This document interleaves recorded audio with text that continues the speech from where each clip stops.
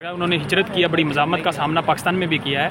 آپ کی آخری بات کیا بات ہوئی ہے؟ انہوں نے کس طرح وہ لندن کا سفر انہوں نے کیا؟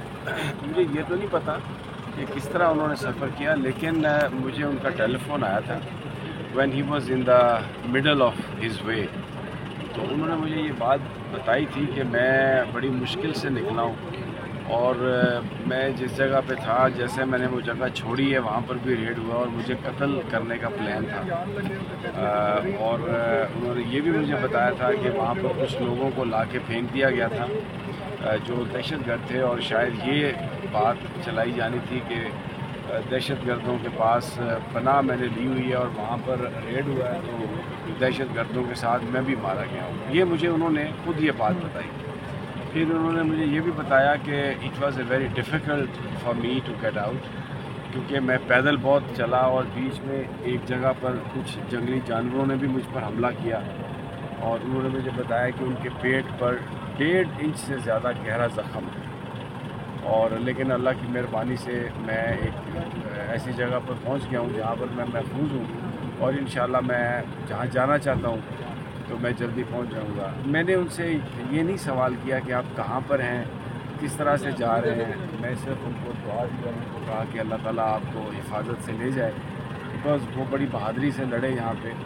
اور ان کے بارے میں یہ کہنا کہ وہ کوئی ڈیل کر کے گئے ہیں یا ان کو کسی نے نکالا ہے، میرا نہیں خیال یہ انتہائی نامناسب ہے. It's an insult to someone جس نے 5 مہینے گزارے ہیں اور بڑی محنت. اور دیکھیں یہاں پر اس وقت پاکستان کے اندر جو بات ہو رہی ہے وہ رول آف لاء کی بات ہو رہی ہے. یہاں پر کوئی ایسا نہیں ہے کہ کسی غیر ملکی قوم نے ہمارے اوپر قبضہ کر لیا، اور یہ سب ہمارے اپنے لوگ ہیں، اور ہم ان سے یہ کہہ رہے ہیں جو لوگ اقتدار میں ہیں کہ آپ جو قانون ہے اس پر عمل درآمد کریں.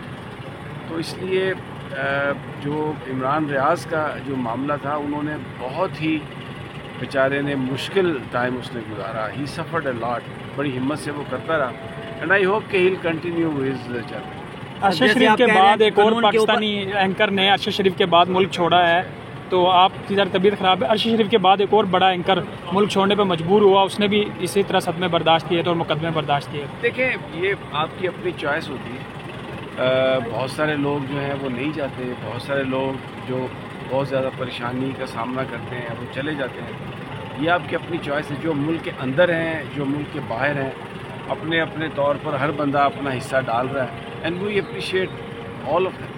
سر جیسے آپ کہہ رہے ہیں کہ قانون کے اوپر عمل ہونا چاہیے، تو جس طرح کے یہ قانون بنا رہے ہیں پک ایکٹ وغیرہ، تو اسی قانون کو جواز بنا کے پھر صحافیوں کے اوپر قدغن اور صحافیوں کو پکڑ دکڑ شروع ہو جائے گی.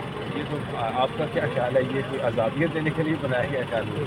یہ قانون اسی لیے بنایا گیا ہے کہ آپ کو خاموش کرا دیا جائے، مجھے خاموش کرا دیا جائے. لیکن ایک بات آپ یاد رکھیں، وہ کہتے ہیں نا کہ تم سے پہلے بھی ایک شخص تخت نشین تھا، اس کو بھی اپنی طاقت کا اتنا ہی یقین تھا. نہ ماضی میں یہ حربے کامیاب ہوئے، نہ اب یہ حربے کامیاب ہوئے. آپ دیکھیں پیچھے کتنا بڑا مظاہرہ ہے، لوگ کھڑے ہیں، صحافی باہر نکل آئے ہیں، سول سوسائٹی ساتھ ہے. I don't think it is going to sustain.